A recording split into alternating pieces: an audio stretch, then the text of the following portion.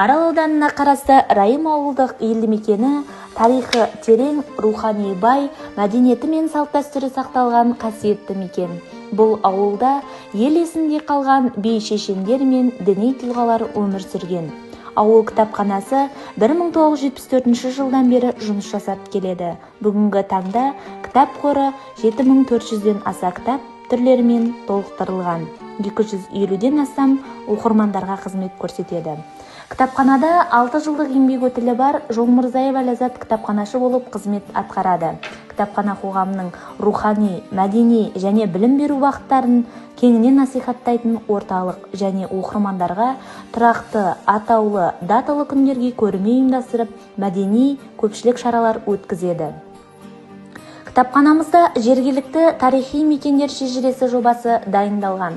Ауылымыздағы киелі мекендер әділдігімен, шешендігімен елге танылған беделді би Жетес би ата, мейірім мен тазалықтың, ізгіліктің символы Аппағана, ауылдың рухани ордасы Айтуар ата мешіті орналасқан.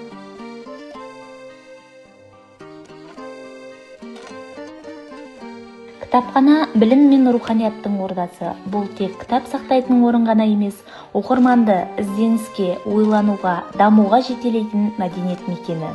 Кітапхана өткен мен бүгінді, бүгін мен болашақты жалғайтын алтын көпір. Ал кітапханашы осы орданың жүрегі. Ол оқырмандар мен кітап арасындағы байланысты нығайтып, рухани бағыт-бағдар беретін жан.